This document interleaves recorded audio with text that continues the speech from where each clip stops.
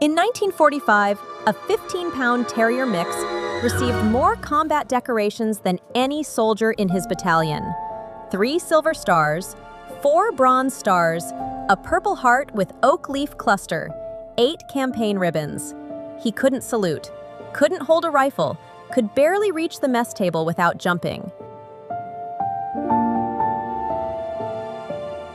But when they carried him off that Sicilian hillside for the last time, every man in Charlie Company stood at attention and wept. His name was Corporal Grit. The military said a dog that small had no business in a war zone. They were wrong. This is the story of how a nameless stray became the most decorated war dog in American history, and why, 80 years later, soldiers still tell his story. Fort Benning, Georgia, March 1942. The dog had no name then, just a scrawny terrier mix with one ear that flopped and one that stood straight up, ribs you could count through matted fur, and eyes that held more intelligence than most recruits fresh off the bus. He survived on scraps stolen from the mess hall dumpsters, slept under the kennels where the real war dogs trained, massive German Shepherds and Belgian Malinois bred for combat. Every morning he'd watch them run the obstacle courses, clear the jumps, practice the attack drills. And every morning, he'd try to follow. Get that mutt out of here before he gets trampled. Damn stray's gonna get himself killed. Sergeant Hollis Gaines ran the K-9 program with the efficiency of a man who believed dogs were tools, not pets. Sentiment got soldiers killed. Attachment made you weak. A war dog was equipment, no different than a rifle or a radio. But there was something about this particular stray. The way he'd sit outside the fence, perfectly still, watching the trained dogs work. The way he'd duck and weave between the obstacles when nobody was looking, mimicking the moves with a precision that seemed impossible for something that small. On a Tuesday morning in late March, Gaines caught him mid-course, the little dog sailing over a hurdle built for animals 3 times his size, landing clean, pivoting toward the next obstacle like he'd done it 1,000 times.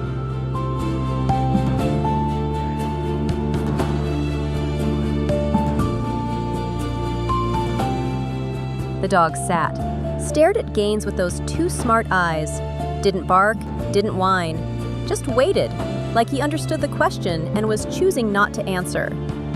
Gaines brought him to the kennel, ran him through the basic tests, scent work, alert behavior, obedience commands. The dog performed every task flawlessly, and then Gaines measured him. 15 pounds, maybe 16 on a good day. Too small. Regs say minimum 25 pounds for combat deployment. Kids got heart, but heart don't stop bullets.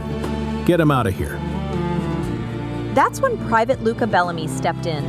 20 years old, fresh out of basic, assigned to Charlie Company as a radioman. Sergeant, he'd been watching from the fence. As a mascot, keep morale up. All right, Private, he's yours. Just make sure he doesn't eat my dinner. Do what you want, Bellamy. Just keep him out of my kennels. Thank you, Sergeant. I will.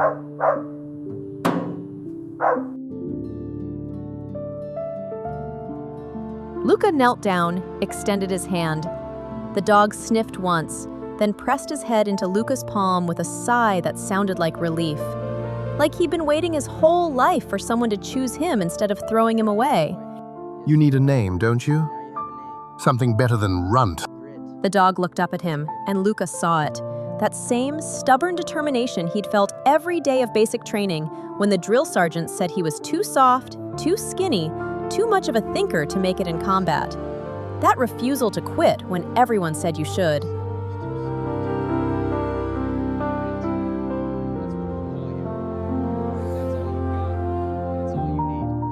For 3 months, Luca trained Grit in secret, taught him the same commands the war dogs learned: scent detection, alert signals, how to navigate obstacles without making noise. Grit absorbed it all with a focus that unnerved the other soldiers. Then in June, the orders came. Charlie Company was shipping out. North Africa.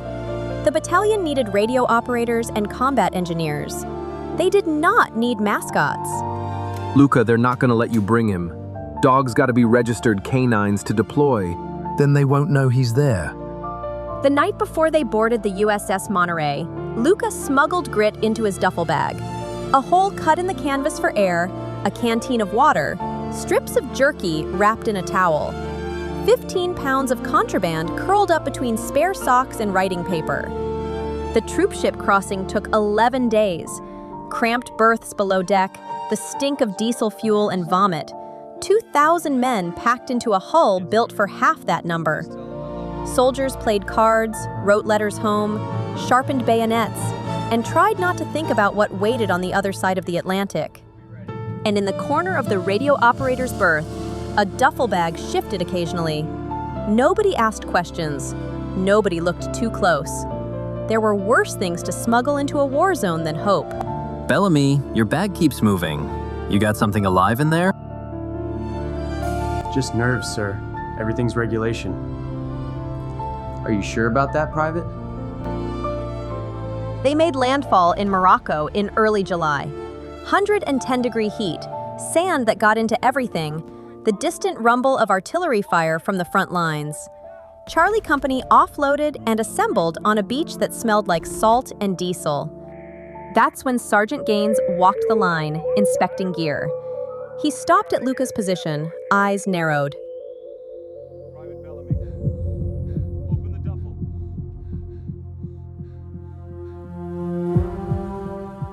Luca's heart stopped, but before he could respond, the bag moved on its own, and Grit's head poked out, ears up, nose working the air like he was cataloging every cent on the continent. The entire platoon went silent, 40 men holding their breath, while a 15-pound terrier stared down a kennel master who'd survived Guadalcanal. You smuggled a dog across the Atlantic into a combat zone. Yes, Sergeant. I did.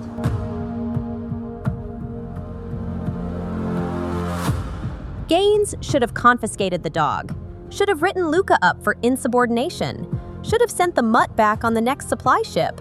Instead, he stared at Grit, who stared right back without flinching, and something shifted in the sergeant's expression.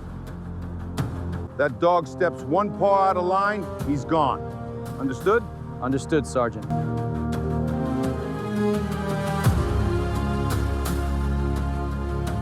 Yes, Sergeant.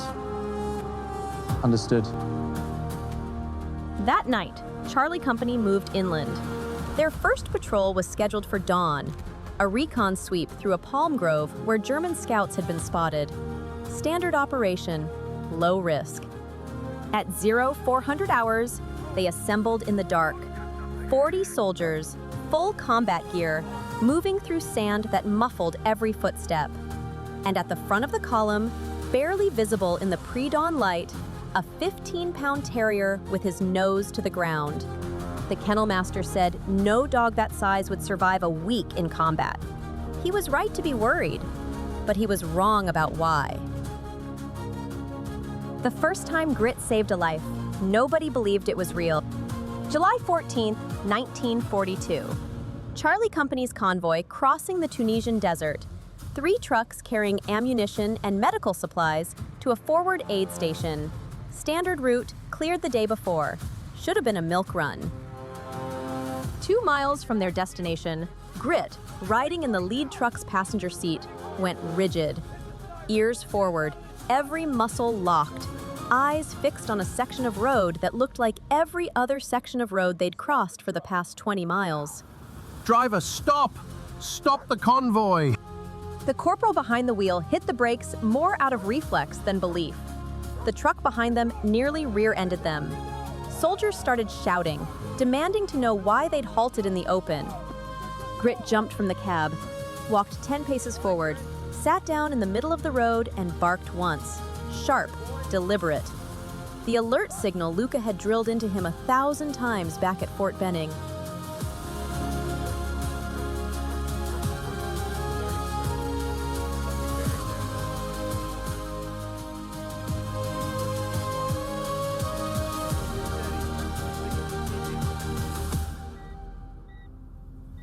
They called up the engineers.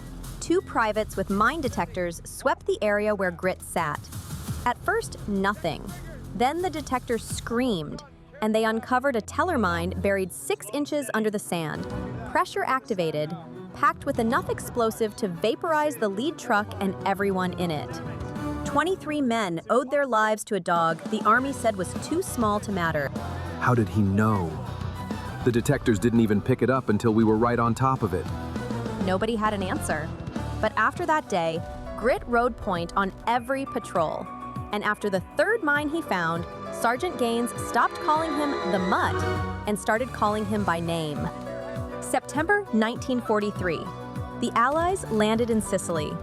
Charlie Company hit the beaches at Gela under mortar fire, pushed inland through terraced hillsides and bombed out farmhouses where German snipers turned every window into a firing position. The fighting was brutal. House to house, room to room, the kind of combat where you couldn't tell friend from enemy until it was too late. Charlie Company took casualties, heavy ones. On September 19, Lieutenant Rafferty's platoon walked into an ambush in a village called Santo Stefano. 20 soldiers pinned down in a bombed-out church, German machine gun nest in the tower, sniper teams in the surrounding buildings. They couldn't advance, couldn't retreat, couldn't call for artillery without bringing the whole structure down on their heads. And their medic, Corporal Amara Okonkwo, was hit in the first exchange. Took shrapnel to the leg, went down 30 yards from the church entrance, medical bag just out of reach. We need that bag. She's got morphine, pressure bandages. We've got 3 men bleeding out in here. The open ground between the church and where Okonkwo lay was a kill zone. 200 yards of rubble and broken stone, every inch covered by enemy fire. 2 soldiers tried to reach her. Both were driven back by sniper rounds that came so close you could feel the air split. That's when Grit, who'd been sheltering with Luca behind a collapsed wall, looked at the medical bag, looked at Luca, and made a decision no dog should have been able to make. He ran. 15 pounds of Terrier, sprinting flat out across 200 yards of open ground while German snipers tried to draw a bead on something moving that fast. Bullets kicked up dirt 2 feet behind him. A mortar round landed 15 yards to his left, close enough that the concussion should have flipped him like a rag doll. He didn't stop, didn't hesitate. Reached Corporal Okonkwo, grabbed the medical bag's strap in his teeth, and dragged it back toward the church. A bag that weighed nearly as much as he did. That dog just ran through hell for a bag. The snipers adjusted. Found the range. A round hit the ground 6 inches from Grit's front paws. He juked left, kept pulling. Another round grazed the bag itself, punched a hole through canvas, and sent bandages spilling into the dirt. Grit didn't let go. He pulled that bag through fire and shrapnel, and the kind of chaos that breaks trained soldiers. And he hauled it through the church entrance, where Luca grabbed it with shaking hands.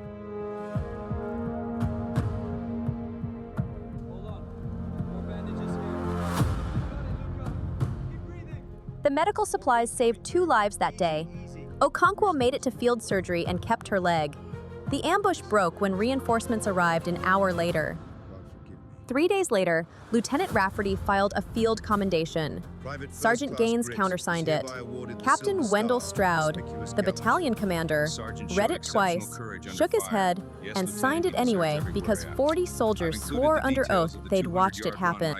On October 1st, 1943, at a field ceremony held in a bombed-out schoolyard, a 15-pound Terrier mix was awarded the Silver Star for gallantry in action and field commissioned to the rank of corporal. They pinned the medal to a custom harness. Grit sat at attention while the citation was read, and when it was finished, every soldier in Charlie Company saluted. He has done more for morale and mission success than half the men in this battalion. He's earned it. The perimeter is compromised. Hold fast. Sir, we are under siege. I know. Hold fast. Captain Stroud didn't argue, but the look in his eyes said he didn't approve. Dogs were equipment, tools. You didn't give tools medals, and you didn't give them ranks, because the moment you did, you stopped seeing them as expendable. And in war, everything is expendable. On July 9th, 1943, Grit crossed 200 yards of enemy fire to save a medic's life. 3 months later, he'd do something even more impossible. October 22nd, 1943.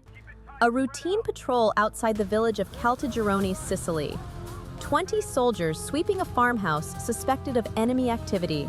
Standard operation, until Grit froze at the base of the front steps and wouldn't move. Alert posture, ears forward, every muscle locked.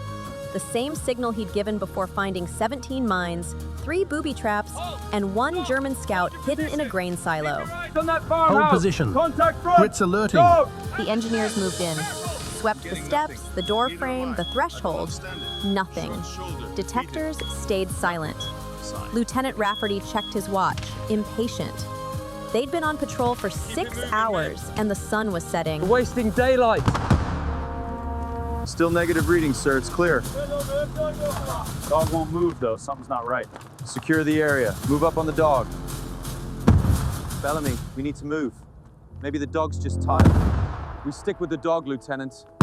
He knows They where they swept again, pulled back the stones around the entrance. Still nothing. Grit hadn't moved, still sitting, still staring at the steps like they held a secret only he could see. That's when Sergeant Gaines knelt down and actually looked at what Grit was staring at. Not the steps themselves, but the gap beneath them. A sliver of shadow where the stone met the earth. Engineers, under the steps, dig carefully. They found it 6 inches down. A pressure plate wired to 20 pounds of captured American explosive, enough to collapse the entrance and kill everyone within 30 feet. Triggered by weight on the top step, exactly where Lieutenant Rafferty had been about to walk. 6 soldiers, 6 lives. Grit had just saved them all. But the device was unstable. The engineer's hands were shaking as he traced the wires, trying to find the safe disconnect point.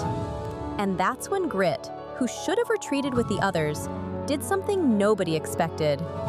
He walked forward, placed himself between the soldiers and the explosive, sat down and didn't move. Grit, come! Grit, come here! The dog looked back at Luca once. Just once. And in that look was everything.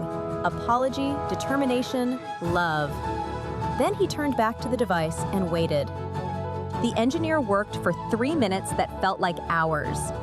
Sweat dripping into his eyes, wire cutters trembling in his grip. He was reaching for the trigger wire when the pressure plate shifted. Just a fraction, just enough. The blast was deafening. When the smoke cleared, 5 soldiers were on the ground, knocked flat by the concussion, ears ringing, covered in dust, alive. Grit had taken the brunt of the explosion. 15 pounds of body mass between them and the shrapnel that should have shredded them all. Corporal Okonkwo reached him first. The dog was still breathing, shallow, pained, but breathing. His right front leg was gone below the shoulder. Shrapnel had torn through his side. His eyes were open, searching. Don't worry, little guy. I'm gonna take care of you. Just hold on. I'm here, buddy. I'm right here. They evacuated him to the field hospital in a jeep, doing 60 over roads meant for 20. Luca held pressure on the wounds with his bare hands, whispering the same words over and over. Don't you quit on me. You hear me? Don't you dare quit. The field surgeon was a captain from Philadelphia who'd patched up 200 soldiers and never once worked on an animal. He looked at Grit, looked at Luca's face, and made a decision that had nothing to do with regulations. I'll do what I can. No promises.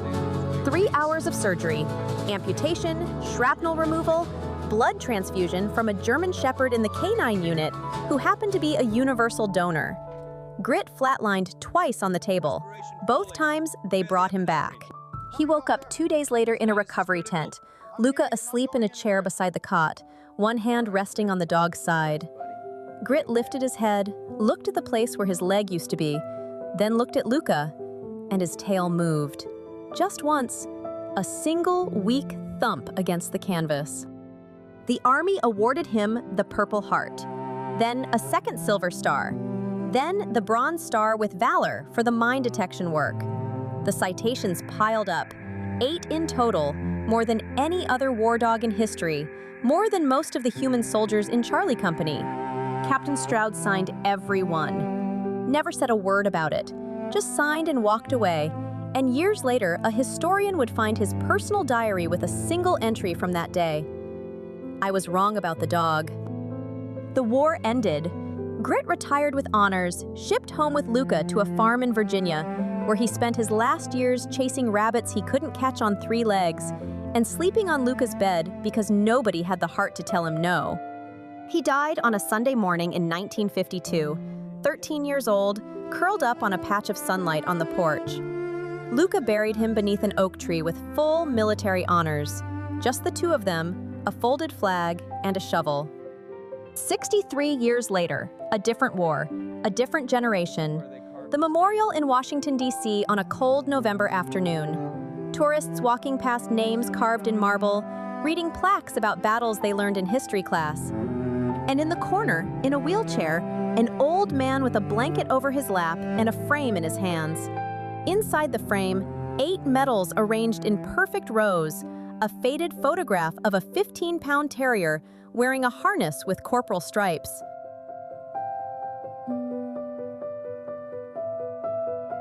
Excuse me, sir. Those are those real? Luca Bellamy looked Yes, up. son. 94 years old, Time ago. hands shaking from came. Parkinson's, but his Good. eyes were still Sergeant sharp. Luca, He it's smiled. an honor. No, son, the honor is all mine. I remember this day like it was yesterday. Look at that smile. He looks so happy. We both were. Real as the day they pinned him on him. You ever hear of Corporal Grit? You served over here, right?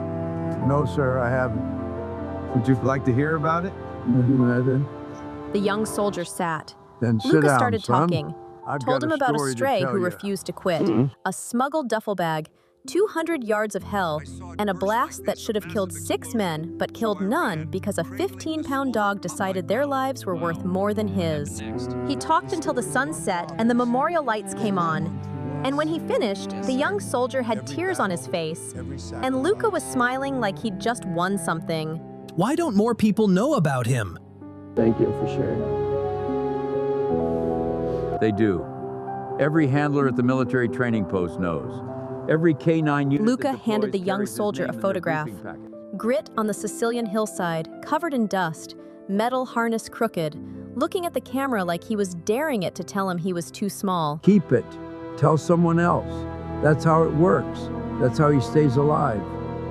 Yes, sir. I understand. God rest his soul. Luca Bellamy died 3 months later. His will specified that he be buried at Arlington with Grit's medals in the casket. The Army approved the request. And at Fort Benning, Georgia, outside the K9 training facility, there's a statue. Bronze Terrier, mid-stride, 3 legs, ears forward, nose to the ground. The plaque reads, Corporal Grit, 1939 to 1952. 3 silver stars, 4 bronze stars, 1 purple heart, 15 pounds, infinite courage.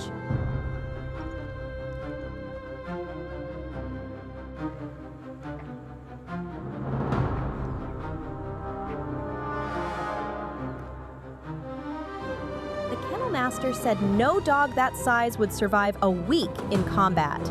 He survived 3 years, saved 43 confirmed lives, earned more medals than any soldier in his battalion. His name was Corporal Grit, and 80 years later, soldiers still tell his story.